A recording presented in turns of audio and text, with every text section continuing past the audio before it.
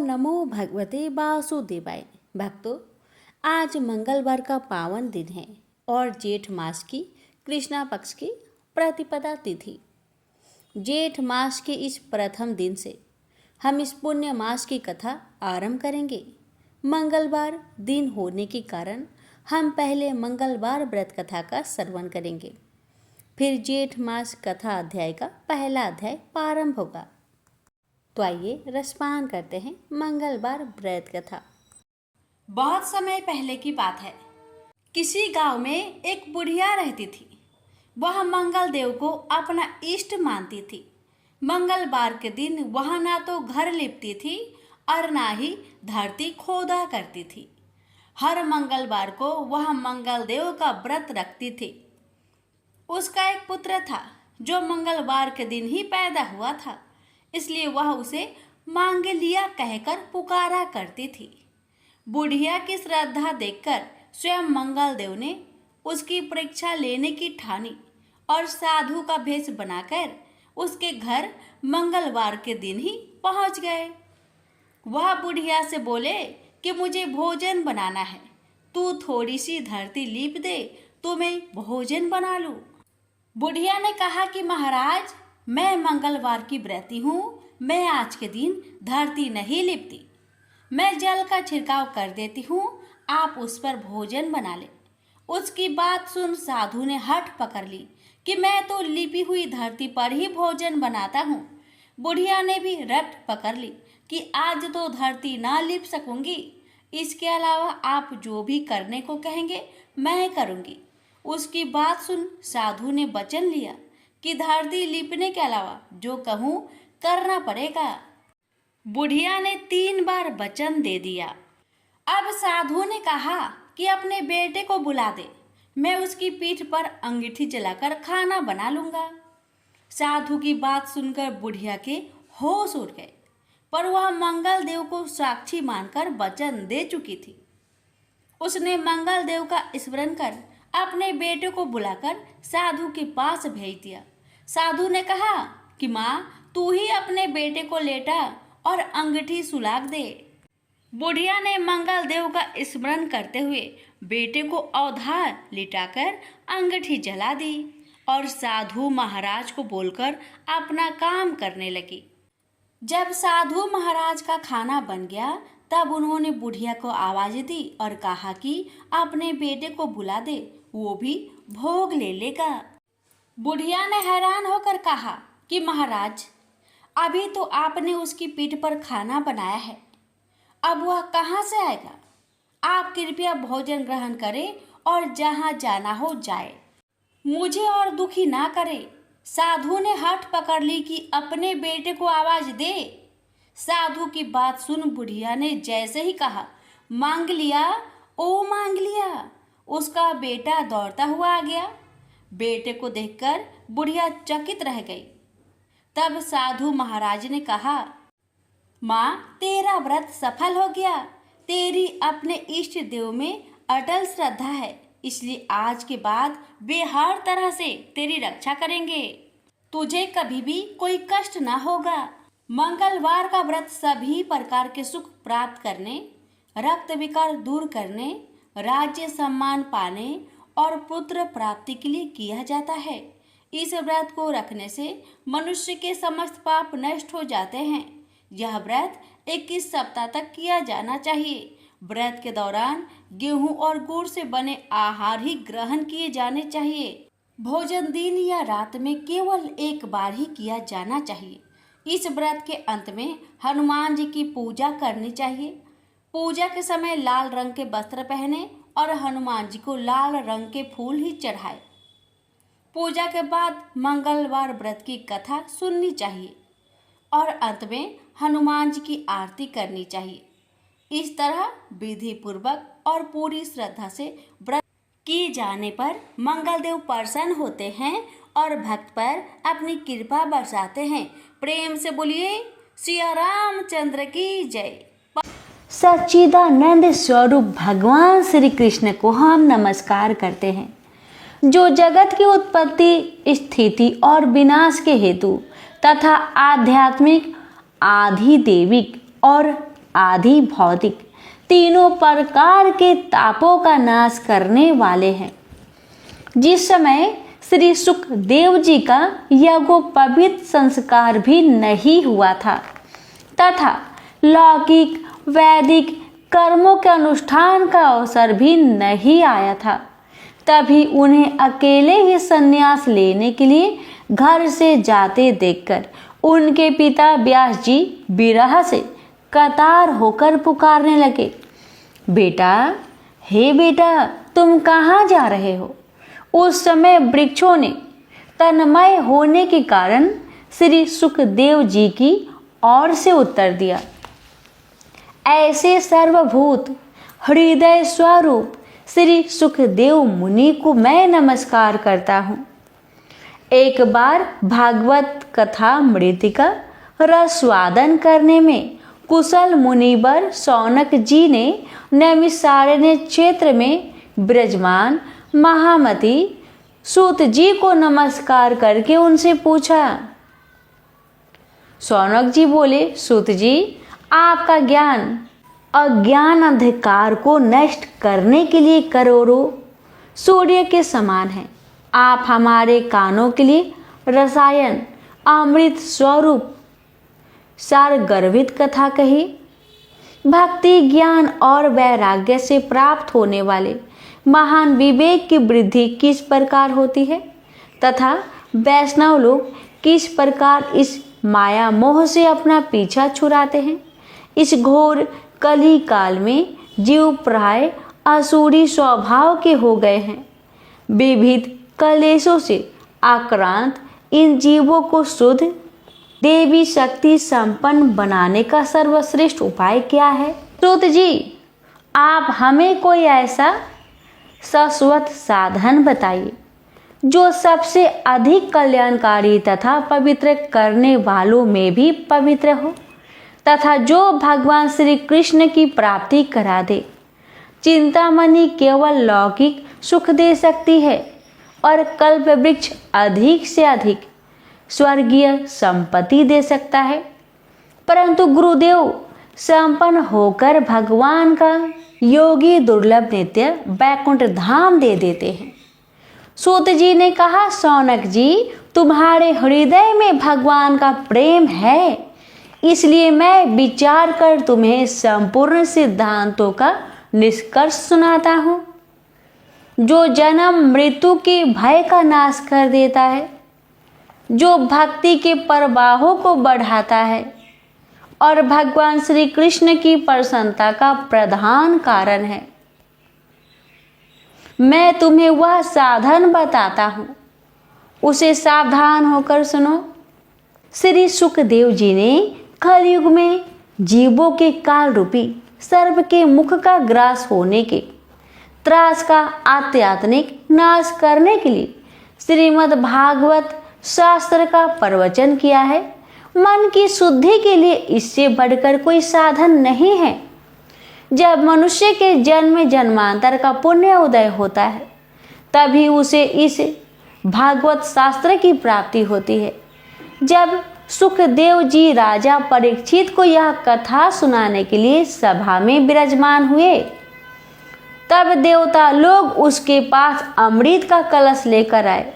देवता अपना काम बनाने में बड़े कुशल होते हैं, अतः ये भी सबने सुखदेव मुनि को नमस्कार करके कहा, यह अमृत लेकर बदले में हमें कथा अमृत का दान दीजिए। इस प्रकार परस्पर विनिमयी अदला बदली हो जाने पर राजा परीक्षित अमृत का पान कैसे करे और हम सब श्रीमद् भागवत स्वरूप अमृत का पान करेंगे। इस संसार में कहाँ कांच और कहाँ महामूल्य मणि तथा कहाँ सुधा और कहाँ कथा। श्री सुखदेव जी ने यह सोचकर उस समय देवताओं की हंसी उड़ा दी। उन्हें भक्ति शून्य कथा का अनधिकारी जानकर कथा अमृत का दान नहीं किया। इस प्रकार यह श्रीमद् भागवत की कथा देवताओं को भी दुर्लभ है। पूर्व काल में श्रीमद् भागवत के श्रवण से ही राजा परीक्षित मुक्ति देखकर ब्रह्मा जी को भी बड़ा आश्चर्य हुआ था। उन्होंने सत्यलोक में तराजू बांधकर सब साधनों को तौला। अन्य सभी साधन तौल में हल्के पड़ गए। अपने महत्व के कारण भागवत ही सबसे भारी रहा। यह देखकर सभी ऋषियों को बड़ा विस्मय हुआ। उन्होंने कलयुग में इस भागवत शास्त्र को ही पढ़ने सुनने से तत्काल मोक्ष देने वाला निश्चय किया। सप्ताह विधि से श्रवण करने पर यह निश्चय भक्ति प्रदान करता है। पूर्व काल में इसे दयापरायण सनकादि ने देवऋषि नारद को सुनाया था। यद्यपि देवऋषि ने पहले ब्रह्मा जी के मुख से इसे श्रवण कर लिया था, तथापि सप्ताह श्रवण की विधि तो उन्हें सनकादि ने ही बताई थी। शौनक जी पूछा, सांसारिक परपंच से मुक्त एवं विचरणशील नारद जी का सनकादिक के साथ संयोग कहाँ हुआ और विधि विधान के श्रवण में उनकी प्रीति कैसे हुई? सूत जी ने कहा, अब मैं तुम्हें यह भक्ति पूर्वक कथानक सुनाता हूँ जो श्री सुखदेव जी ने मुझे अपना अनन्य शिष्य जानकर एकांत में सुनाया था। एक दिन विशालापुरी में वे चारों निर्मल ऋषि सत्संग के लिए आए। वहां उन्होंने नारद जी को देखा। सनकादिक ने पूछा, ब्राह्मण, आपका मुख उदास क्यों हो रहा है? आप चिंतातुर कैसे हैं? इतनी जल्दी आप कहाँ जा रहे हैं और आपका आगमन कहाँ से हो रहा है? इस समय तो आप उस पुरुष के समान व्याकुल जान पड़ते हैं जिसका सारा धन लूट गया हो। आप जैसे आसक्ति रहित पुरुषों के लिए यह उचित नहीं है। इसका कारण बताइए। नारद जी ने कहा, मैं सर्वोत्तम लोक समझकर पृथ्वी में आया था, जहाँ पुष्कर, प्रयाग, काशी, गोदावरी, नासिक, हरिद्वार, कुरुक्षेत्र, श्रीरंग और सेतुबंध आदि कई तीर्थों में इधर उधर विचरता रहा, किंतु मुझे कहीं भी मन को संतोष देने वाली शांति नहीं मिली। इस समय अधर्म के सहायक कली युग ने सारी पृथ्वी को पीड़ित कर रखा है। अब यहाँ सत्य, तप, शौच, बाहर भीतर की पवित्रता, दया, दान आदि कुछ भी नहीं है। बेचारे जीव केवल अपना पेट पालने में लगे हुए हैं। वे असत्य भाषी, आलसी, मंद बुद्धि, भाग्यहीन, उपद्रवग्रस्त हो गए हैं। वे साधु संत कहे जाते हैं, वे पूरे पाखंडी हो गए हैं। देखने में तो वे विरक्त है, किंतु स्त्री धन आदि सभी का परिग्रह करते हैं। घरों में स्त्रियों का राज्य है। साले सलाहकार बने हुए हैं। लोभ से लोग कन्या बिक्री करते हैं और स्त्री पुरुषों में कलह मचा रहता है। महात्माओं के आश्रम, तीर्थ और नदियों पर यवनों, विधर्मियों का अधिकार हो गया है। उन दुष्टों ने बहुत से देवालय भी नष्ट कर दिए। इस समय यहाँ न कोई योगी है, न सिद्ध है, न ज्ञानी है और न सत्कर्म करने वाला ही है। सारे साधन इस समय कली रूप दवा नल से जलकर भस्म हो गए हैं। इस कलयुग में सभी देववासी बाजारों में अन्न बेचने लगे हैं। ब्राह्मण लोग पैसा लेकर वेद पढ़ाते हैं और स्त्रियां वैश्या वृत्ति से निर्वाह करने लगी है। इस कलयुग के दोष देखता और पृथ्वी पर विचरता हुआ मैं यमुना जी के तट पर पहुंचा, जहां भगवान श्री कृष्ण की अनेकों लीलाएं हो चुकी हैं। मुनिवर सुनिए, वहां मैंने एक बड़ा आश्चर्य देखा। वहां एक युवती स्त्री खिन्न मन से बैठी थी।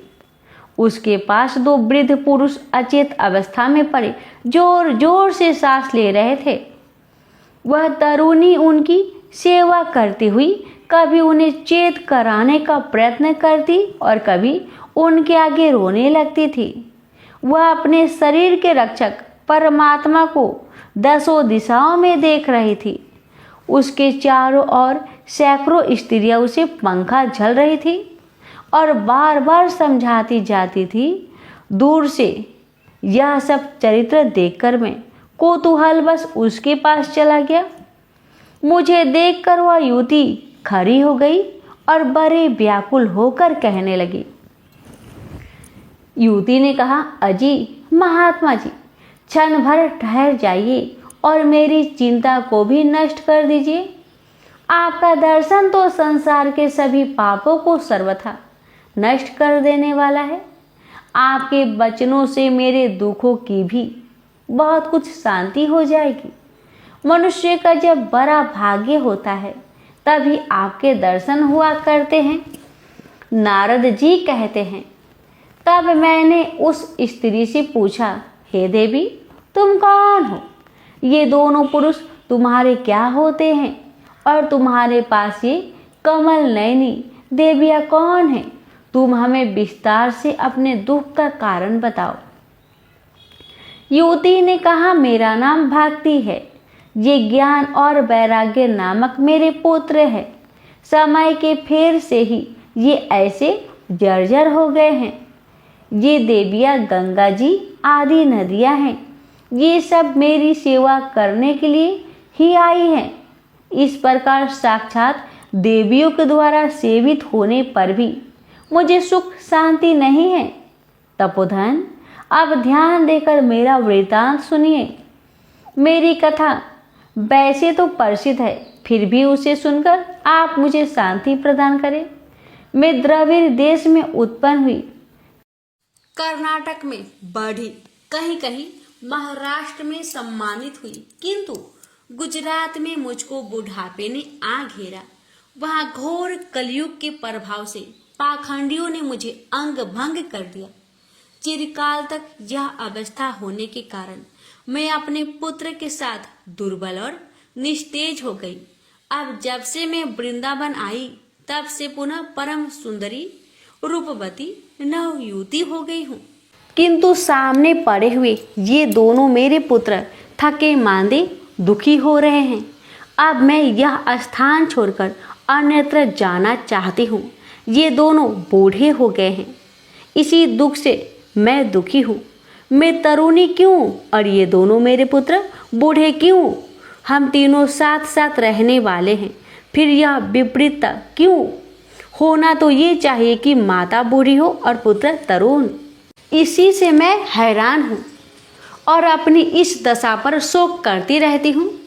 आप परम बुद्धिमान एवं योग निधि है, इसका क्या कारण हो सकता है, बताइए।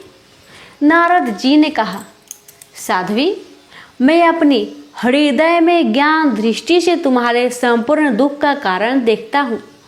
तुम्हें विषाद नहीं करना चाहिए। श्री हरि तुम्हारा कल्याण करेंगे। सूत जी कहते हैं, मुनिवर, नारद जी ने एक क्षण में ही उसका कारण जानकर कहा, देवी सावधान होकर सुनो, यह दारुण कलयुग है। इसी से इस समय सदाचार, युग मार्ग और तप आदि सभी लुप्त हो गए हैं। लोग सठता और दुष्कर्म में लगकर अघासुर बन रहे हैं।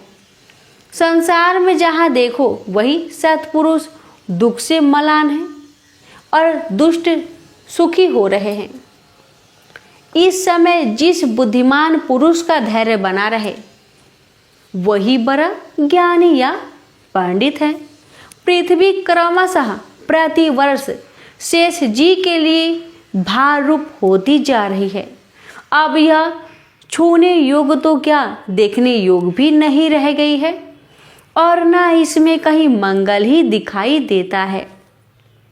अब किसी को पुत्र के साथ तुम्हारा दर्शन भी नहीं होता। विषय अनुराग के कारण अंधे बने हुए जीवों से उपेक्षित होकर तुम जर्जर हो रही थी। वृंदावन के संयोग से तुम फिर नवीन तरुणी हो गई हो। अतः यह वृंदावन धाम धन्य है, जहाँ भक्ति सर्वत्र नृत्य कर रही है। परंतु तुम्हारे इन दोनों पुत्रों का यहाँ कोई ग्राहक नहीं है, इसलिए इनका बुढ़ापा नहीं छूट रहा है। यहाँ इनको कुछ आत्मा सुख, भगवत स्पर्श जनित आनंद की प्राप्ति होने के कारण ये सोते से जान पड़ते हैं। भक्ति ने कहा, राजा परीक्षित ने इस पापी कलयुग को क्यों रहने दिया? इसके आते ही सब वस्तुओं का सार न जाने कहाँ चला गया। करुणामयी श्री हरि से भी यह अधर्म कैसे देखा जाता है? मुने, मेरा यह संदेह दूर कीजिए। आपके वचनों से मुझे बड़ी शांति मिली है। नारद जी ने कहा, बाले, यदि तुमने पूछा है तो प्रेम से सुनो। कल्याणी, मैं तुम्हें सब बताऊंगा और तुम्हारा दुख दूर हो जाएगा। जिस दिन भगवान श्री कृष्ण इस भूलोक को छोड़कर अपने परम धाम को पधारे, उसी दिन से यहाँ संपूर्ण साधनों में बाधा डालने वाला कलयुग आ गया। दिग्विजय के समय राजा परीक्षित की दृष्टि पड़ने पर कलयुग दिन के समान उनकी शरण में आया। भ्रमर के समान सारग्राही राजा ने यह निश्चय किया कि इसका वध मुझे नहीं करना चाहिए, क्योंकि जो फल तपस्या, योग एवं समाधि से भी नहीं मिलता, कलयुग में वही फल हरि कीर्तन से ही भली भांति मिल जाता है। इस प्रकार सारहीन होने पर भी उसे इस एक ही दृष्टि से सारयुक्त देखकर उन्होंने कलयुग में उत्पन्न होने वाले जीवों के सुख के लिए ही इसे रहने दिया था। इस समय लोगों के कुकर्म में प्रवृत्त होने के कारण सभी वस्तुओं का सार निकल आया है और पृथ्वी के सारे पदार्थ बीजहीन भूसी के समान हो गए हैं। ब्राह्मण केवल अन्न धान आदि की लोभवश घर घर एवं जन जन को भागवत की कथा सुनाने लगे हैं, इसलिए कथा का सार चला गया। तीर्थों में नाना प्रकार के अत्यंत घोर कर्म करने वाले नास्तिक और नारकी पुरुष भी रहने लगे हैं, इसलिए तीर्थों का भी प्रभाव जाता रहा। जिनका चित्त निरंतर काम, क्रोध, महान लोभ और तृष्णा से तपता रहता है, वे भी तपस्या का ढोंग करने लगे हैं, इसलिए तप का भी सार निकल गया। मन पर काबू ना होने के कारण तथा लोभ, दंभ और पाखंड का आश्रय लेने के कारण, यह शास्त्र का अभ्यास ना करने से ध्यान योग का फल मिट गया। पंडितों की यह दशा है कि वे अपनी स्त्रियों के साथ पशु की तरह रमन करते हैं। उनमें संतान पैदा करने की ही कुशलता पाई जाती है। मुक्ति साधन में वे सर्वथा अकुशल है। संप्रदाय अनुसार प्राप्त हुई वैष्णवता भी कहीं देखने में नहीं आती। इस प्रकार जगह जगह सभी वस्तुओं का सार लुप्त हो गया है। यह तो इस युग का स्वभाव ही है, इसमें किसी का दोष नहीं है।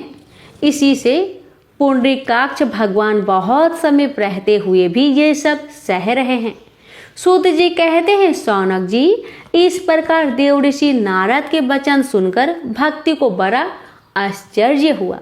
फिर उसने जो कुछ कहा उसे सुनिए।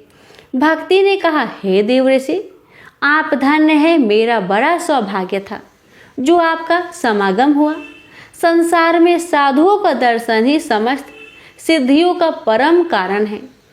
आपका केवल एक बार का उपदेश धारण करके साधु कुमार प्रहलाद ने माया पर विजय प्राप्त कर ली थी। ध्रुव ने भी आपकी कृपा से ही ध्रुव पद प्राप्त किया था। आप सर्व मंगलमयी और साक्षात श्री ब्रह्मा जी के पुत्र हैं। मैं आपको नमस्कार करती हूँ। इस प्रकार श्रीमद् भागवत महापुराण के महात्म्य का प्रथम अध्याय पूर्ण हुआ।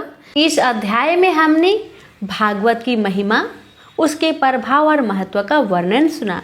अगले अध्याय में हम जानेंगे कि किस प्रकार भागवत श्रवण से मनुष्य के जीवन में परम कल्याण होता है। तो जुड़े रहिए अगली कथा में। हम श्रीमद् भागवत महापुराण महात्म्य के द्वितीय अध्याय सुनेंगे। अब हम सभी मिलकर प्रभु श्री हरि से प्रार्थना करें, हे भगवान, हमें आपकी लीला कथा में सदैव श्रद्धा और भक्ति बनाए रखने के लिए शक्ति दे। हमारे हृदय में शुद्ध भाव उत्पन्न करे और भागवत श्रवण से हमें मोक्ष मार्ग पर अग्रसर करे। भक्तों, अब आज की कथा को यही विराम देते हैं। भगवान श्री हरि की कृपा सब पर बनी रहे। हरि नाम संकीर्तन करते रहिए और अगले अध्याय में पुनः मिलेंगे। जय श्री राधे, जय श्री कृष्ण। ओम नमः भगवते वासुदेवाय। जय श्री राम। श्री राम की पावन चैत्र कथा की महिमा ऐसी है कि इसे कहने और सुनने से जिस आत्मिक सुख की अनुभूति होती है वह अवर्णनीय है। साधु परंपरा में राम कथा का श्रवण नित्य नियम माना जाता है और राम का नाम भारत भूमि पर प्रतिदिन करोड़ों कंठों से निकलता है।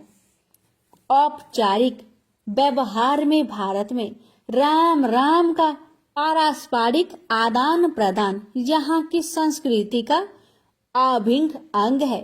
सदैव स्मरणीय राम की इस परम पवित्र कथा को युगों युगों से कहा सुना जा रहा है।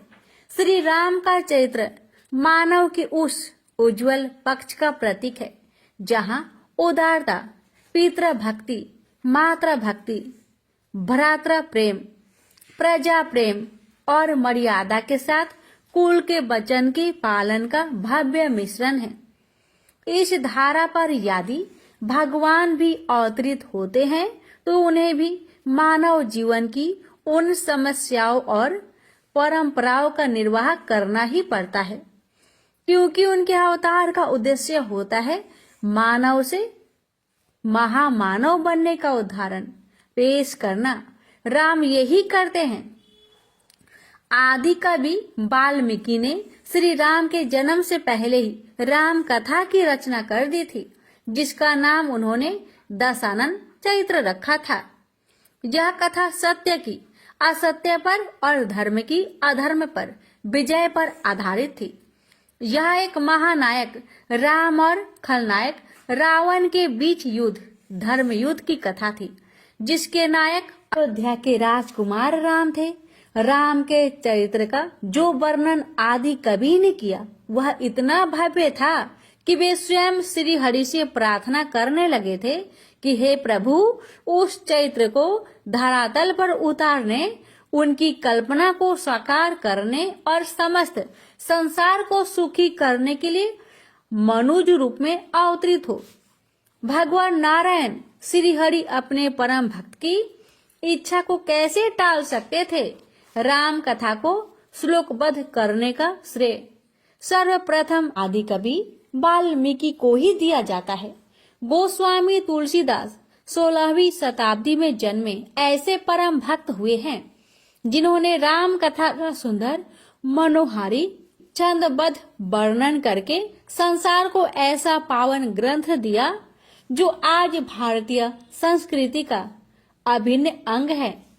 ऐसा कोई हिंदू परिवार न होगा जिसके पास यह पावन ग्रंथ न हो और इसका नित्य पाठ न होता हो।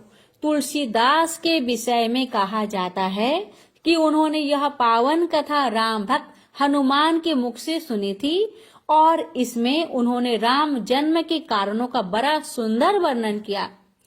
इस महाकाव्य भाषा शैली और तारमयता को देखकर यह मानवीय कार्य नहीं लगता।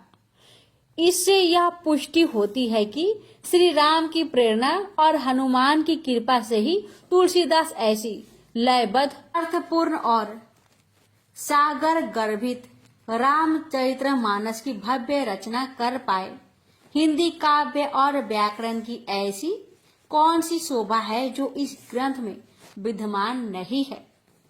राम कथा का सर्वप्रथम वर्णन ब्रह्मा जी ने गौरूपी पृथ्वी से किया, जहाँ देवऋषि नारद जी उपस्थित थे।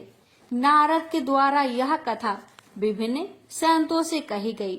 मुनि अगस्त्य ने भी इस पावन कथा का प्रचार प्रसार बड़े ही भक्ति भाव से किया। तुलसीदास जी ने सभी की वंदना करते हुए राम कथा को रामचरितमानस के द्वारा भव्यता प्रदान की। भगवान श्री हरि जग जननी माता लक्ष्मी के साथ क्षीर सागर में नित्य निवास करते थे। ब्रह्मा रूप में सृष्टि का सृजन, विष्णु रूप में उसका पालन और शिव रूप में संहार अर्थात संतुलन करते थे। जब जब धरा पर दुष्ट शक्तियों का प्रभाव बढ़ गया है और धर्म का ह्रास होता है, तब तब श्री हरि भिन्न भिन्न रूप धरकर अवतरित होते हैं। श्री हरि का पहला अवतार मत्स्य अवतार था। महाप्रलय के समय सृष्टि को बचाने के लिए श्री हरि ने मत्स्य अवतार लिया और हायग्रीव नाम के राक्षस को मारकर वेदों की रक्षा की। राक्षस हायग्रीव महाप्रलय के समय ब्रह्मा जी के मुख से निकले वेदों को निकलकर भाग गया। महाप्रलय के समय सभी सृष्टि अंशों को सुरक्षित कर मत्स्य रूपी श्री हरि ने सृष्टि की पूर्ण रचना की। नरसिंह पुराण के अनुसार उनका दूसरा अवतार कूर्म अवतार है। कहते हैं कि एक बार इंद्र को क्रोधी महामुनि दुर्वासा ने परिजात पुष्पों का दिव्य हार उपहार में दिया था। इंद्र ने उसे तुच्छ जानकर उसे फेंक दिया। अपने उपहार का ऐसा अपमान देखकर क्रोधी दुर्वासा ने इंद्र को श्राप दे दिया कि तेरा वैभव नष्ट हो जाएगा। श्राप के अनुसार लक्ष्मी जी रसातल में चली गई और देवताओं की शक्ति छीन हो गई। इससे दुखी होकर देवता श्री हरि के पास गए और अपनी व्यथा सुनाई। इधर असुरों ने देवताओं की शक्ति छीन होते देख अमरावती पर अधिकार कर लिया। श्री हरि ने तब समुद्र मंथन की राय दी, जिससे लक्ष्मी और अमृत को प्राप्त करने की बात कही गई। समुद्र मंथन में मंदराचल पर्वत की मथनी बनाई गई और उसे पीठ पर धारण करने के लिए जगत कल्याण हेतु श्री हरि ने कच्छप अर्थात कूर्म अवतार लिया। भगवान श्री हरि का तीसरा अवतार वराह अवतार है। कश्यप ऋषि की पत्नी इति के गर्भ से हिरण्याक्ष और हिरण्यकश्यपु नाम के दो महाबलवान दैत्य उत्पन्न हुए, जिन्होंने पारवंध बस श्री हरि से घोर शत्रुता ठान ली। पारवंध की कथा इस प्रकार है कि भगवान शिव के जय विजय नाम के दो द्वारपाल थे। एक बार शिव के दर्शन हेतु सनकादि मुनि कैलाश पर पधारे, जो जय विजय ने उन्हें वहां से प्रवेश करने से रोक दिया। सनकादिक मुनि ने क्रोधित होकर श्राप दिया कि वे दोनों अगले 3 जन्मों के लिए घोर राक्षस के रूप में जन्म लेंगे और संसार को कष्ट देकर प्रभु 2 ही बनेंगे। इसी श्राप के कारण जय विजय का पहला जन्म हिरण्याक्ष और हिरण्यकश्यपु के रूप में हुआ। हिरण्याक्ष का वध करने के लिए प्रभु ने वराह अवतार लिया और हिरण्यकश्यपु के वध के हेतु नरसिंह अवतार लिया। अपने परम भक्त प्रहलाद के भक्ति और यश को चिरतार्थी रखने हेतु श्री हरि ने नरसिंह के रूप में अवतार लिया। श्री हरि के 5वें अवतार के रूप में वे 52 वामन के रूप में अवतरित हुए। 12वें आदित्य अर्थात अदिति देव माता के पुत्र के रूप में भगवान श्री हरि का अवतार भी जगत कल्याण के लिए ही हुआ। परम भक्त प्रहलाद का पुत्र असुरराज बलि ने अपनी उदारता, दानशीलता और तप से तीनों लोकों को जीतकर असुरी साम्राज्य का विस्तार कर लिया था। और असुरों की तो प्रवृत्ति ही मानवता को त्रास देने वाली होती है। अतः धरा पाप के बोझ से पीड़ित हो उठी थी। तब श्री हरि ने वामन अवतार लेकर राजा बलि से 3 पग भूमि दान करने का संकल्प लिया।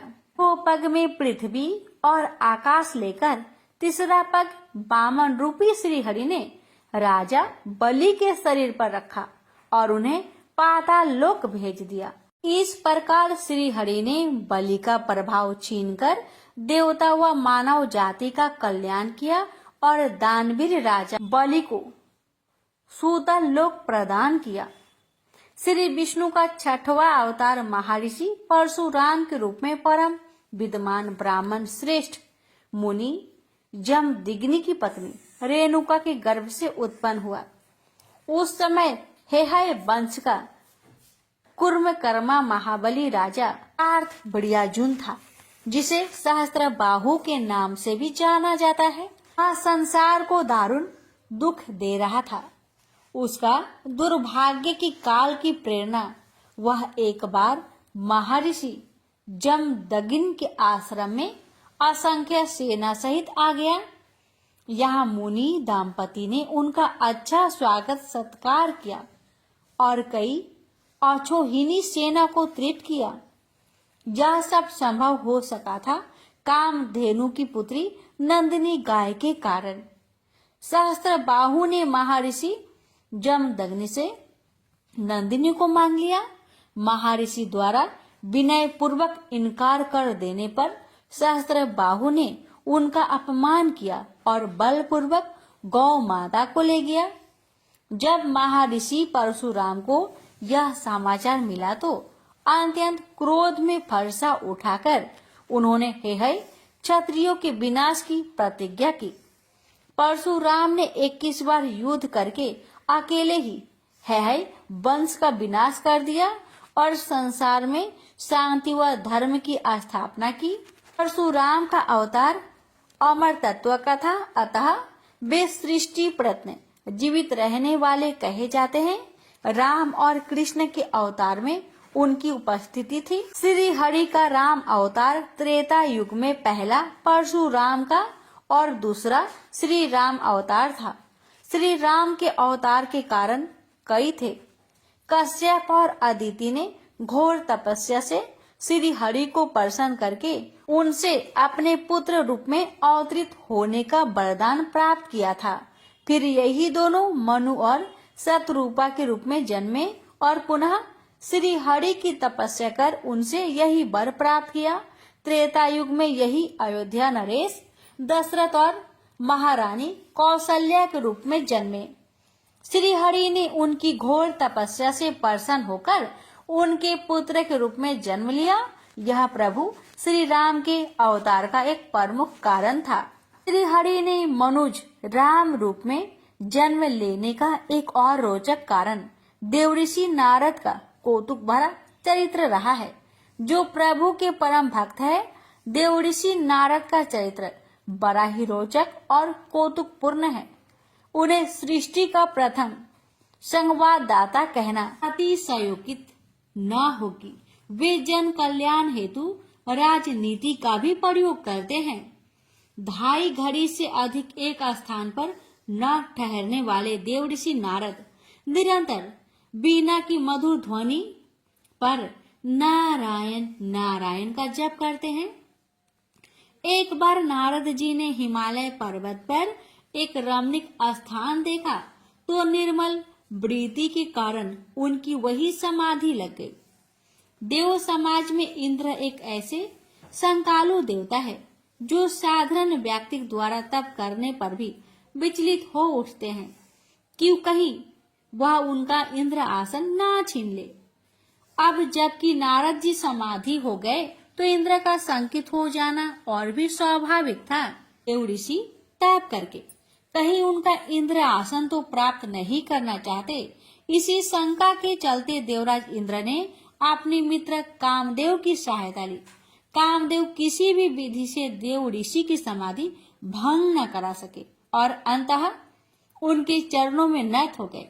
प्रभु की ऐसी प्रेरणा हुई कि नारद जी के मन में काम विजेता होने का अभिमान हो गया। नारद जी ने इसे अपनी उपलब्धि मानकर ब्रह्मा जी, शिव जी और फिर श्री हरि विष्णु को जा सुनाई। श्री हरि ने अपने इस परम प्रिय भक्त के अभिमान को दूर करने के लिए एक माया रच डाली। इस माया से श्री हरि ने एक सुंदर नगर, वहाँ का वैभवशाली राजा और अत्यंत रूपवती राजकन्या विश्व मोहिनी का सृजन किया और ऐसा संयोग बनाया कि नारद जी उस नगर में कौतूहल बस पहुंच गए। आज से पूर्व उन्होंने न वह नगर कभी देखा था और न उसका नाम सुना था। उन्होंने कभी ऐसा अपूर्व सुंदरी भी न देखी थी जिसकी हस्तरेखाओं में उसका वर तीनों लोकों का आधिपति होगा, ऐसा लिखा था। माया के भ्रम में फंसे नारद जी सीधे बैकुंठ पहुंचे और श्री हरि की स्तुति करके उनसे हरि का रूप मांग लिया। श्री हरि तो कुछ और ही लीला कर रहे थे, अतः उन्होंने नारद जी को हरि अर्थात बानर का रूप दे दिया। विश्व मोहिनी के स्वयंवर में बानर रूपी नारद जी का बड़ा ही अपमान हुआ और विश्व मोहिनी को श्री हरि विष्णु भगवान ही वर ले गए। ऐसे में देव ऋषि को क्रोध आना स्वाभाविक ही था। भक्तों को भगवान ने यह अधिकार दिया भी है। नारद जी क्रोध से भरे बैकुंठ पहुंचे तो लक्ष्मी रूप में विश्व मोहिनी को देख सब समझ गए। देव ऋषि नारद बोले, आहा, तो यह कारण था मुझे बानर रूप देने का। इस सुंदरी पर तो आपकी दृष्टि थी। सर्वस्वर हो तो किसी से भी कपट करने से भय नहीं मानते, लेकिन इस बार आपने मुझसे ही शत्रुता ले ली है। उस देव ऋषि को ही क्रोधित कर दिया। इसने कामदेव को जीता था। प्रभु, आपने यह उचित नहीं किया। आपने देव ऋषि को स्त्री वियोग का अपार कष्ट दिया है। मेरा श्राप है कि आपको भी स्त्री वियोग की पीड़ा सहने के लिए मानव रूप में अवतार लेना होगा और पीड़ा में सहायता हेतु उन्हीं बानरों का भय देना होगा जिनका रूप देखकर आपने मेरा घोर अपमान किया है। मेरा यह श्राप मिथ्या नहीं हो सकता। श्री हरि ने उस श्राप को स्वीकार किया और अपनी माया समेट ली। नारद जी को सत्य का भान हुआ तो अस्तबद्ध रह गए और प्रभु से क्षमा याचना करने लगे। श्री हरि ने उन्हें बोध कराया कि वह सब उन्हीं की प्रेरणा से विशेष कार्य संपादन हेतु किया गया है, अतः उन्हें गलानी करने की आवश्यकता नहीं है। इस प्रकार श्री हरि के राम अवतार के कई कारण में से एक कारण ये भी रहा। अन्य कारणों में से एक कारण ये भी था कि संसार में रावण व कुंभकर्ण के अत्याचारों से सुर नर मुनि धेनु आदि सभी अत्यंत पीड़ित होने लगे थे।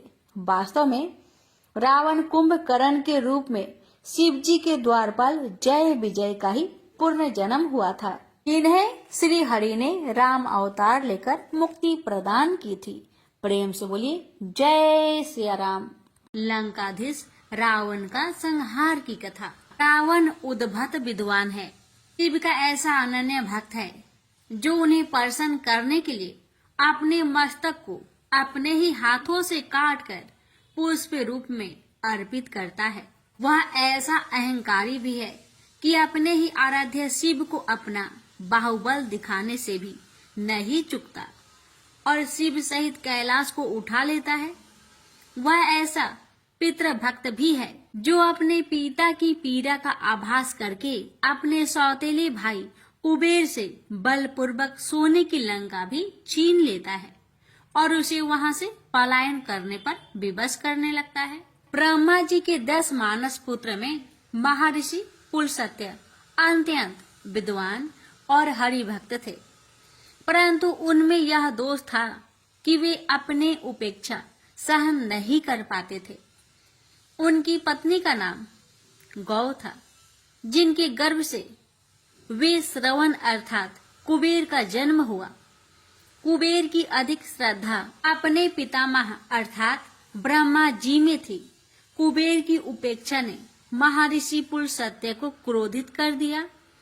उन्होंने अपने क्रोध के दमन के बहुत प्रयास किए, परंतु वे सफल नहीं हो पा रहे थे। अतः उन्होंने इस विकार को दूर करने के लिए अपने योग बल से स्वयं से ही अपना दूसरा क्रोधी रूप उत्पन्न किया और स्वयं शांति प्राप्त होने पर हिमालय की ओर प्रस्थान कर गए। उनका दूसरा रूप विश्रुआ अत्यंत क्रोधी और दद हृदय था। उसने अपने जन्म और उसकी पीड़ा का कारण कुबेर को माना। कुबेर को अपने प्रति पिता का क्रोध समझ में नहीं आता था। अतः उन्होंने पिता की सेवा हेतु 3 रूपवान कन्याएं भेज दी, जिनके नाम क्रमशः पुष्पोक्ता, राका और मालिनी थे। मुनि विश्रवा ने उनके साथ भोग करके पुष्कटा के गर्भ से 2 पुत्र रावण व कुंभकर्ण, राका के गर्भ से खर व दूषण नाम के पुत्र, शूर्पणखा नाम की पुत्री और मालिनी की गर्भ से विभीषण नाम की संतानें उत्पन्न की। राम कथा में राम चरित्र को उच्च शिखर पर प्राप्त होता है, तो रावण के होने से रावण के बिना राम कदाचित श्री राम नहीं हो सकते। रावण अपने दल, बल, बुद्धि और हठ से राम की सर्वांगीण परीक्षा लेता है। वह सब कुछ जानकर भी तब तक यह मानने को तैयार नहीं होता कि श्री राम ही श्री हरि विष्णु है। तब तक उनके धैर्य, चरित्र और बल को हर संभव प्रयास से परख नहीं लेता। रावण उद्भट विद्वान है, शिव का ऐसा अनन्य भक्त है जो उन्हें प्रसन्न करने के लिए अपने मस्तक को अपने ही हाथों से काटकर पुष्प रूप में अर्पित करता है। वह ऐसा अहंकारी भी है कि अपने ही आराध्य शिव को अपना बाहुबल दिखाने से भी नहीं चूकता और शिव सहित कैलाश को उठा लेता है। वह ऐसा पितृभक्त भी है जो अपने पिता की पीड़ा का आभास करके अपने सौतेले भाई कुबेर से बलपूर्वक सोने की लंका भी छीन लेता है और उसे वहां से पलायन करने को विवश करता है। रावण का ध्येय राक्षस समाज को त्रिलोक में श्रेष्ठता प्रदान कराना था। इसके लिए उसके पास अथवा बाहुबल है। इसके अतिरिक्त उसके पास भाई कुंभकर्ण और लाखों की संख्या में पुत्र, पौत्र और राक्षसी सेना है। वह देवताओं को भय देने के लिए अपने पुत्र मेघनाथ को भेजता है, जो इंद्र को परास्त कर इंद्रजीत बना है। कुंभकर्ण महोदर है, उसका भोजन प्रबंध करना ही एक विकट कार्य है और एक पूरी सेना इसी काम पर लगी रहती है। राक्षस सैनिक नित्य हजारों मुनि, नर, गौ, ब्राह्मण आदि को पकड़ कर लाते हैं और कुंभकर्ण उन्हें खाकर अस्थियों के पर्वत खड़े कर रहा है। यह रावण का भय है। रावण इस अत्याचार से संतुष्ट नहीं होता और उसे और भी बल चाहिए। अतः वह अपने भाइयों के साथ घोर तपस्या करता है। वह ब्रह्मा को प्रसन्न कर लेता है और रावण के लिए अमर तत्व का वरदान मांगता है। वत्स, ब्रह्मा जी ने वर देते हुए कहा, इस नश्वर संसार में अमर तत्व का वरदान संभव नहीं है, परंतु मैं तुम्हें ऐसा वरदान देता हूँ कि देव, दानव, यक्ष, किन्नर, गंधर्व आदि से तुम अपराजय रहोगे। तुम्हें केवल मानव और बानर से भय मिल सकता है। ब्रह्मा जी ने वरदान दिया। रावण वरदान पाकर प्रसन्न हुआ, क्योंकि मानव उसका आहार थे और बानर उसका क्या बिगाड़ सकते थे। उसने अपने भाई कुंभकर्ण को भी ऐसा ही वरदान मांगने को कहा, तो देवतागण चिंतित हो उठे। कुंभकर्ण महाभोजी पहले ही हड्डियों के पर्वत खड़ा कर चुका था। अब ऐसा कोई वरदान पाकर तो वह किसी को न छोड़ेगा। देवों ने सरस्वती से विनय की, तो सरस्वती ने कुंभकर्ण की मति फेर दी। उसने वरदान में 6 माह की घोर निद्रा और 1 दिन का जागना मांग लिया। रावण सन्न रह गया। कैसी मूर्खता दिखाई थी उसके भाई ने, परंतु अब क्या हो सकता था। वह तो वरदान के प्रभाव से ब्रह्मा जी के एवमस्तु कहते ही सो गया था। रावण ने विभीषण की ओर देखा और आंखों से ही समझाया कि उन्हें क्या मांगना है, परंतु विभीषण ने ब्रह्मा जी की स्तुति करके वरदान में प्रभु चरण में अखंड प्रीति की मांग की। ब्रह्मा जी ने प्रसन्न होकर उन्हें यह वरदान देते हुए उनकी प्रशंसा की और स्वर्गलोक प्रस्थान कर गए। रावण अपने भाइयों की मूर्खता पर आग बबूला होकर रह गया। अब उसे अपने और अपने असंख्य योद्धाओं के बाहुबल से ही तीनों लोकों में अपना साम्राज्य स्थापित करना था। अपराजय होने का वरदान पाकर रावण ने सबसे पहले अपने सौतेले भाई और वैभव के स्वामी कुबेर पर आक्रमण करके उसकी राजधानी स्वर्ण जड़ित लंका नगरी छीन ली और उसका पुष्पक विमान भी अपने अधिकार में ले लिया। कुबेर प्राण बचाकर अन्यत्र चला गया। फिर रावण ने लंका के शिल्पीकार मय दानव पर आक्रमण की तैयारी की, तो मय दानव ने घबराकर उससे सतर्क संधि कर ली और अपनी अत्यंत रूपवान पुत्री मंदोदरी का विवाह उससे कर दिया। तत्पश्चात रावण ने राक्षसों के दल विश्व विजय के लिए भेज दिए और वह संसार को त्रस्त करने लगा। खर व दूषण ने दंडकारण्य में ऋषि मुनियों को त्रास देना शुरू कर उस क्षेत्र को संत विहीन कर दिया। साधु संत उस तपोभूमि को छोड़कर सुरक्षा के लिए इधर उधर भागने लगे। संसार राक्षसों के अत्याचार से पीड़ित हो उठा। पापाचार बढ़ने लगे, धर्म लोप होने लगा। तो पृथ्वी कब तक इस पाप के बोझ को संभालती। वह अत्यंत व्याकुल होकर गौ रूप में ब्रह्मा जी के पास पहुंची और उन्हें अपनी व्यथा सुनाई। हे पितामह, आपने राक्षस राज रावण को अपराजय होने का वरदान देकर उसे अभय और क्रूर बना दिया है। अब वह दुष्ट तीनों लोगों को त्रास दे रहा है। यदि वह इसी प्रकार मेरी छाती पर पापों का बोझ बढ़ाता रहा तो मैं एक दिन रसातल में समा जाऊंगी। हे प्रभु, कुछ उपाय कीजिए, मैं आपकी शरण में हूँ। ब्रह्मा जी ने पीड़ित पृथ्वी व भयभीत देवताओं को अवशस्त किया। रावण का अंत निकट आ रहा है। उसका संहार जैसे जैसे चरम को स्पर्श करता जाएगा, वैसे वैसे उसका काल उसके अभेद दीप पर प्रवेश करता जाएगा। ब्रह्मा जी उन सभी को साथ लेकर बैकुंठ गए, जहाँ शेष शैया पर भगवान श्री हरि विष्णु व माता लक्ष्मी विराजमान थी। सभी ने उनकी स्तुति की और गौ माता रूपी पृथ्वी ने करुण स्वर में दया निधान के समक्ष अपनी व्यथा व्यक्त की। श्री हरि ने गौ रूपी पृथ्वी और समस्त देवता गणों को सत्वाना देते हुए कहा, हे त्रितापो का महाभार उठाने वाली पूज्य वसुधे व समस्त देवगणों, जन्म के समय ही मृत्यु का समय लिख दिया जाता है और पाप आत्मा रावण का जीवन अभी कुछ समय और शेष है। अभी महाशिव की कृपा दृष्टि उस पर है, परंतु यह अधिक समय नहीं रहेगी। महादेव की प्रेरणा जैसे ही होगी, मैं धरा का भार हरण करने के लिए मृत्यु लोक में अवतार लूंगा और उस अहंकारी अधर्मी रावण को उसके निर्मल कुल सहित विनष्ट कर दूंगा। इसके लिए आप सभी को मेरा सहायक बनना होगा।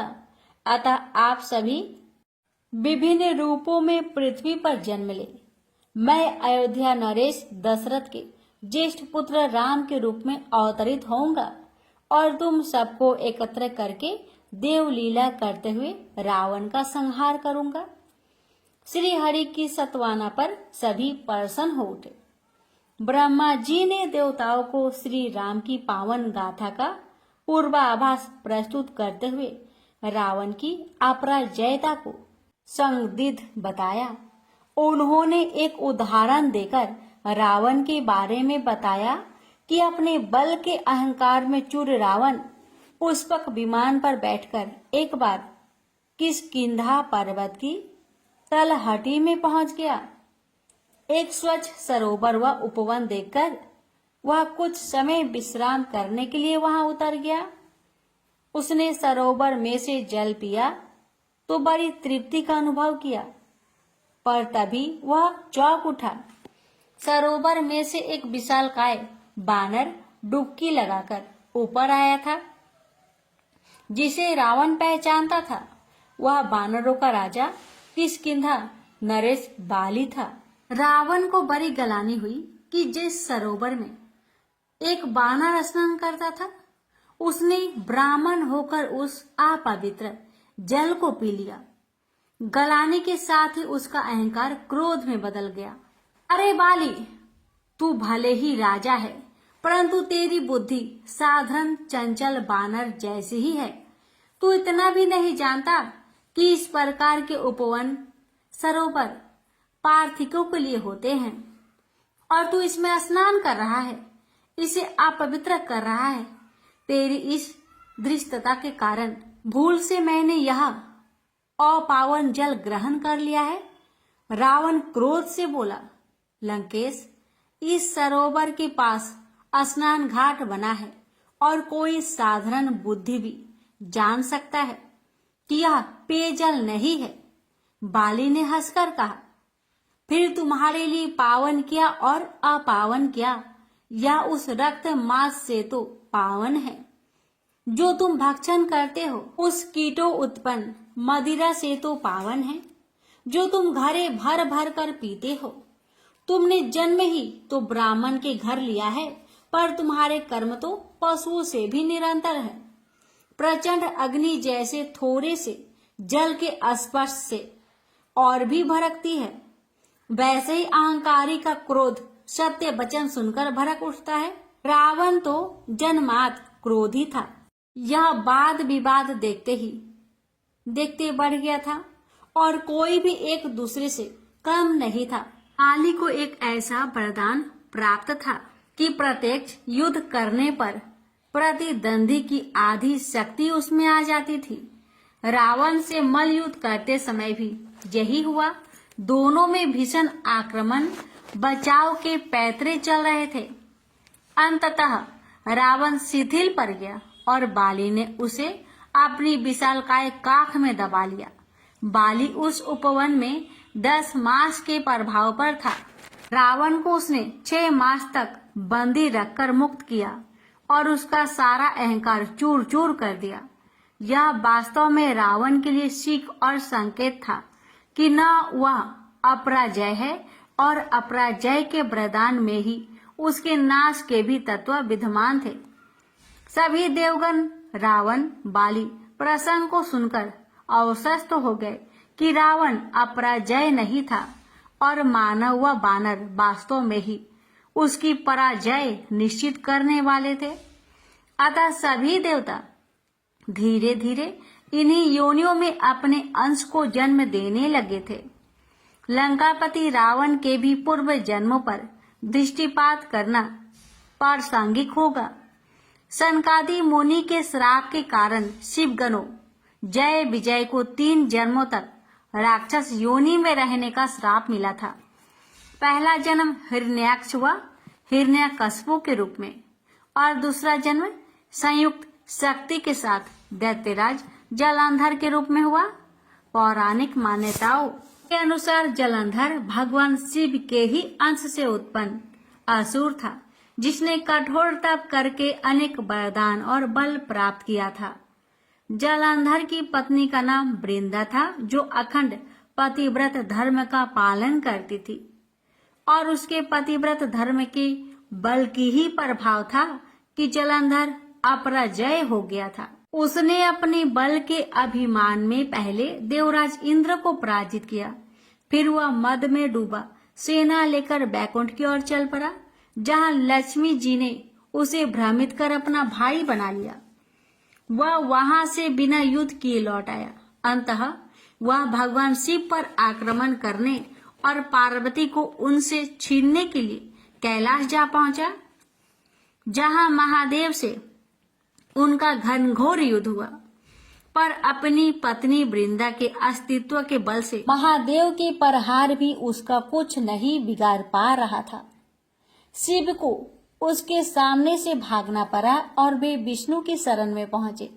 देवताओं और मनुष्यों की पीड़ा हरने के लिए भगवान विष्णु ने वृंदा का अस्तित्व नष्ट करने के लिए छल किया और जलंधर का भेष बनाकर उसका धर्म भ्रष्ट कर जलंधर की शक्ति छीन कर दी। उसके बाद युद्ध में जलंधर मारा गया और वृंदा ने आत्मदाह कर लिया। वृंदा की चिता की राख पर एक नन्हा पौधा अंकुरित हुआ जो तुलसी कहा गया। भगवान विष्णु ने उसे संसार में पूज्य घोषित करके उस सती वृंदा को सम्मान दिया। इस प्रकार रावण ही पूर्व जन्म में जलंधर था। श्राप के अनुसार उसका यह तीसरा जन्म था। पौराणिक कथा में इन तीनों जन्मों से भी पूर्व का एक और वृत्तांत मिलता है जिसमें रावण और कुंभकर्ण के जन्म के बीज पहले ही बोए जा चुके थे। यह माया युग के ही एक कल्प की कथा है जिसमें प्रताप भानु का वर्णन मिलता है। प्रेम से बोलिए जय श्री राम। काल केतु का कपट जाल की कथा। केकई देश में सत्य केतु नाम के एक प्रतापी नरेश राज करते थे। उनके दो बलवान धर्मध्वज और पितृभक्त पुत्र थे। बड़े पुत्र का नाम प्रताप भानु और छोटे पुत्र का नाम अमीर मर्दन था। सत्य केतु में उनके नाम के अनुसार ही सत्य आचरण था और उनकी प्रजा अपने अपने धर्म व कर्तव्य में लीन रहती थी। प्रजा वत्सल सत्य केतु न्यायी व धर्मशील राजा थे और अपने पुत्र को भी उन्होंने ही यही शिक्षा दी थी। वृद्ध अवस्था होने पर राजा सत्य केतु ने बड़े पुत्र प्रभात भानु को राज्यभार सौंपा और वानप्रस्थ ग्रहण किया। प्रताप भानु ने बड़ी कुशलता से राज्य का दायित्व संभाला और क्षत्रिय धर्म में जो भी प्रचलित पद पे थे सब संपन्न करते हुए अपने राज्य का विस्तार किया।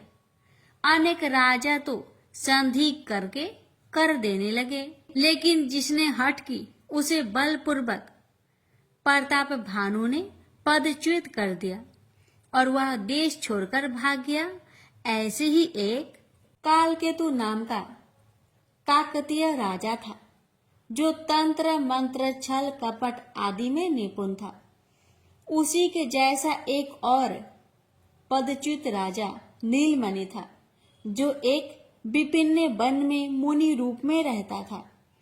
शत्रु का शत्रु मित्र होता है, इसके आधार पर दोनों में मित्रता हो गई थी और दोनों प्राय अपने संयुक्त शत्रु से प्रतिशोध लेने की योजनाएं भी बनाते रहते थे। इधर राजा प्रताप भानु अपने भाई अरिमर्दन के साथ प्रजा पालन में मनोयोग से व्यस्त था। राज्य में चारों ओर सुख और समृद्धि थी। राजा प्रजा प्रिय था और प्रजा भी अपने राजा का सम्मान करती व उसके दीर्घ आयु होने की प्रार्थना करती थी। इस प्रकार शांति पूर्वक राज्य का संचालन हो रहा था। एक दिन राजा प्रताप भानु अखेट के लिए सेना सहित वन खंडों की ओर चलाया। यह कई दिन का अखेट अभियान था जो राजा यदा कदा अपने मनोरंजन के लिए आयोजित किया करता था। इसके वन्य जातिया की भी कुशल क्षेम का पता चल जाता था और अखेट दल का अभ्यास भी हो जाता था। काल केतु को भी यह समाचार मिल गया था कि शत्रु अखेट अभियान पर आ गया, अतः उसने नीलमणि के साथ मिलकर उससे बदला लेने की योजना बना ली थी। एक सुबह काल केतु ने अपनी कपट विद्या से मृग का रूप धारण किया और राजा के सामने से कुलाचे भरता हुआ भाग लिया। राजा प्रताप भानु को उस मृग की चुनौती विचित्र लगी, जैसे उसने आमंत्रण दिया हो। राजा ने अपना घोड़ा उसके पीछे लगा दिया। घने वृक्षों के बीच वह मृग कभी दिखाई देता और कभी ओझल हो जाता, फिर ठहर कर ऐसे घूमता मानो कह रहा हो कि आओ मेरा आखेट करो।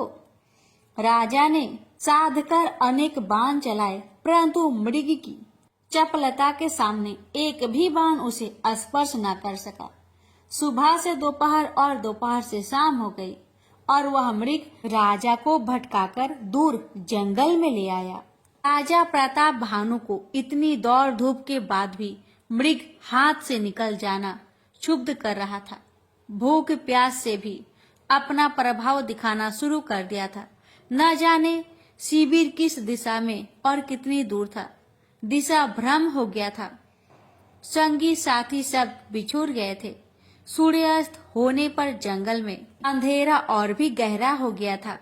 मृग तो अब मरीचिका ही बन गया था। अश्व भी थक गया था। राजा अनुमान से ही एक दिशा में चल दिया।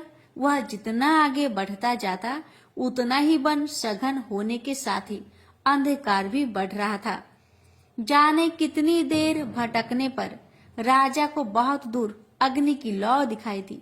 वह जानता था कि उसके सैनिक उसे खोज रहे होंगे।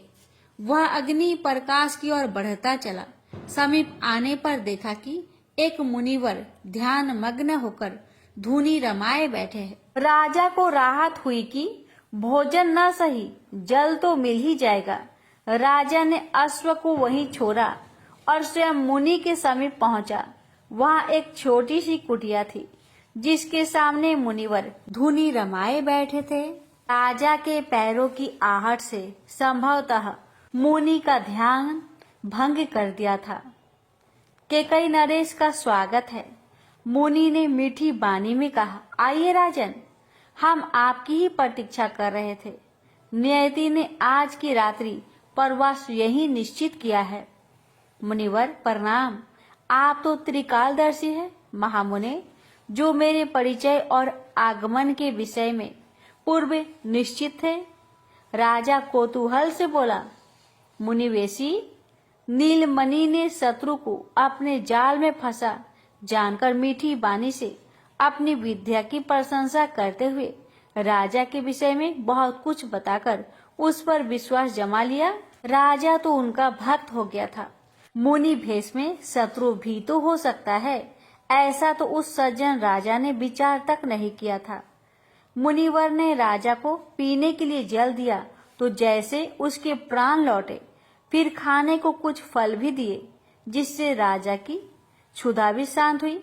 मुनि रूपी नीलमणि ने बताया कि वह कभी इंद्र का रसोइया था, जिसके बनाए भोजन से बुद्धि स्वास्थ्य और निर्मल रहती है, और इसी कारण देवता इतने समृद्ध और ऐश्वर्यशाली थे। उसने ये भी कहा कि वे पृथ्वी पर कुछ दिन के आनंद प्रवास हेतु इंद्रदेव से अवकाश लेकर आए हैं। प्रताप भानु उसकी छल भरी बातों में फंस गया था और उसने अपने कल्याण की आशा करके ऐसा कोई उपाय पूछा जिससे उसका वैभव अस्थायी हो जाए। राजन, यदि मेरे द्वारा बनाई गई रसोई को तुम 1,00,000 ब्राह्मणों को अपने हाथों से परोसकर खिलाओ तो उन सबके आत्मिक आशीष से तुम्हारा वैभव अस्थायी और अपार हो जाएगा। परंतु यह अत्यंत गुप्त भोजन होगा जिससे मेरे विषय में किसी को पता न चले। मेरी गुप्त रसोई में सारी सामग्री उपलब्ध हो और मेरे पास कोई भी न आए। राजा प्रताप भानु काल केतु और नीलमणि के कपट जाल में फंस चुका था। वह क्या जानता था कि मायावी काल केतु और छली नीलमणि जैसे उसके 2 अज्ञात शत्रुओं ने बिना युद्ध किए ही उसके समूचे कुल व राज्य का विनाश करने का कुचक्र रच दिया था। प्रताप भानु ने हर्ष और आशा से भरकर गुप्त रसोई का निर्माण शुरू कर दिया और 1,00,000 ब्राह्मणों को महाभोज का निमंत्रण भेज दिया। ब्राह्मणों के लिए भी यह कोई आश्चर्य का विषय न था, क्योंकि राजा लोग ऐसे आयोजन प्राय करते रहते थे। राज्य के साधारण समाज को भी महाभोज में बुलाया गया था। ब्राह्मणों का भोजन गुप्त रसोई में पकाने कपटी मुनि और उसका सहायक काल केतु पहुंच गए थे और इसका पता केवल राजा को ही था। निश्चित दिवस को 1,00,000 ब्राह्मण राजधानी में आ गए। उनके भोज की अलग व्यवस्था थी। भोजन भी तैयार था। गुप्त रसोई से आ रहे भोजन को राजा अपने हाथों से परोस रहा था। जब ब्राह्मणों ने भोजन करने के लिए पहला कौर तोड़ा ही था कि आकाशवाणी हुई, जिसने ब्राह्मणों को सन्न कर दिया। अरे ब्राह्मणों, इस भोजन को ग्रहण न करना, इसमें पशुओं का मांस पकाया गया है जो तुम्हारे धर्म को भ्रष्ट कर देगा। मेरी बात की सत्यता परख लेना। ब्राह्मण समाज कुपित हो उठा। सभी ने सोचा दुष्ट राजा ने सामूहिक रूप से उनके धर्म को भ्रष्ट करने का ऐसा षड्यंत्र रचा। उन्होंने क्रोध में भरकर राजा को कुल सहित राक्षस हो जाने का श्राप दे डाला। राजा प्रताप भानु सिर पकड़कर बैठ गया। उसने तो कोई अपराध ही नहीं किया था। वह भोजन तो गुप्त रसोई में इंद्र की कथित रसोई ने बनाया था। अवश्य वह षड्यंत्र का शिकार हो गया था, पर किसे अपनी सफाई देता। वास्तविक अपराधी तो अब गुप्त रसोई में क्यों ठहरे होंगे। हाय विधाता, वह इतना उदार और विवेकहीन क्यों हो गया जो अपने शत्रु को न पहचान सका और न अंत तक उसका षड्यंत्र का भाप सका। उसे कठोर दंड मिल गया था। बिना अपराध किए ही उसने कुल के विनाश का समान कर दिया था। उसी समय दूसरी आकाशवाणी भी हुई, जिसने ब्राह्मणों के श्राप को बिना विचारे दिया हुआ श्राप बताकर राजा के निर्दोष होने की बात कही। तो ब्राह्मण भी अकुला उठे, परंतु अब क्या हो सकता था। ऐसे सामूहिक श्राप का तो कोई उपाय भी ना था। यह सब होनी का खेल था जिसे कोई टाल नहीं सकता। विद्वान ब्राह्मणों ने राजा को होनी की प्रभुता के विषय में अनेकानेक उदाहरण देके सत्वना दी, लेकिन श्राप का प्रभाव अगले ही क्षण से दिखाई देने लगा था। भीषण चक्रवात और जल वृष्टि से राज्य जैसे प्राकृतिक कोप का सामना कर रहा था। धीरे धीरे सब नष्ट होने लगा। राजा प्रताप भानु ही श्राप के प्रभाव से त्रेता युग में रावण के रूप में और उनका अनुज अरिमर्दन मनोहर कुंभकर्ण के रूप में जन्मे। प्रेम से बोलिए सियावर रामचंद्र की जय। भक्तों, आज के लिए यहीं तक। प्रेम से बोलिए जय सिया राम। ओम नमो भगवते वासुदेवाय।